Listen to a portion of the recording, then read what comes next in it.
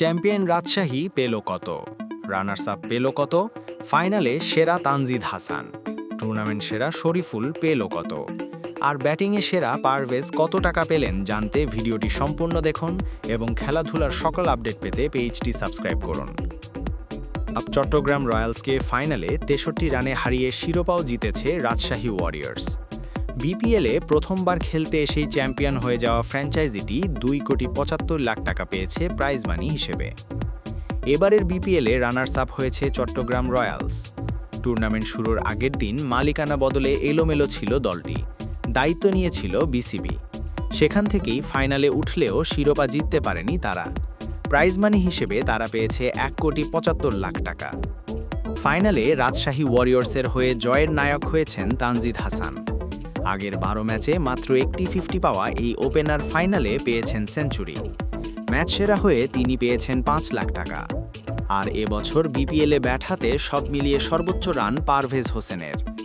তার দল সিলেট টাইটান্স ফাইনালে উঠতে পারেনি, তবে তাদের দ্বিতীয় কোয়ালিফায়ারে তুলতে গুরুত্বপূর্ণ ভূমিকা রেখেছেন পারভেজ। 4 নম্বর ও ওপেনিং দুই ভূমিকাতেই সফল হয়েছেন তিনি। 12 ম্যাচে 350-তে 132.99 স্ট্রাইক রেটে 395 রান করে সর্বোচ্চ রান সংগ্রাহক হওয়া পারভেজ পেয়েছেন 5 লাখ টাকা। টুর্নামেন্টে সেরা খেলোয়াড় হয়েছেন শরীফুল ইসলাম। গত বছর বিপিএলের এক আসরে সর্বোচ্চ 25 উইকেট নিয়েছিলেন তাসকিন আহমেদ। এবছর 1 উইকেট বেশি নিয়ে তার সেই রেকর্ড ভেঙে দিয়েছেন শরীফুল। চট্টগ্রাম রয়্যালসকে রানার্স আপ করার পথে 12 ম্যাচে ওভার প্রতি 5.84 গড়ে রান দিয়ে 26 উইকেট নিয়েছেন তিনি। সর্বোচ্চ উইকেট শিকারী হিসেবে 5 লাখ টাকা পেয়েছেন শরীফুল। এবারের বিপিএলের সেরা খেলোয়াড়ের পুরস্কারও জিতেছেন শরীফুল।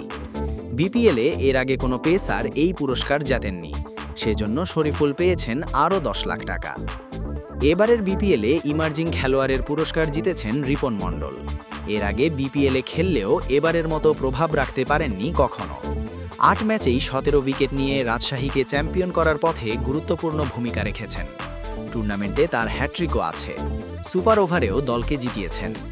উদীয়মান খেলোয়াড়ের পুরস্কার জেতা রিপন পুরস্কার হিসেবে পেয়েছেন 3 লাখ টাকা। আর লিটন দাস 11 ম্যাচে 10টি ক্যাচ ধরে তিনি হয়েছেন টুর্নামেন্টের সেরা ফিল্ডার। এজন্য পুরস্কার হিসেবে লিটন পেয়েছেন 3 লাখ টাকা।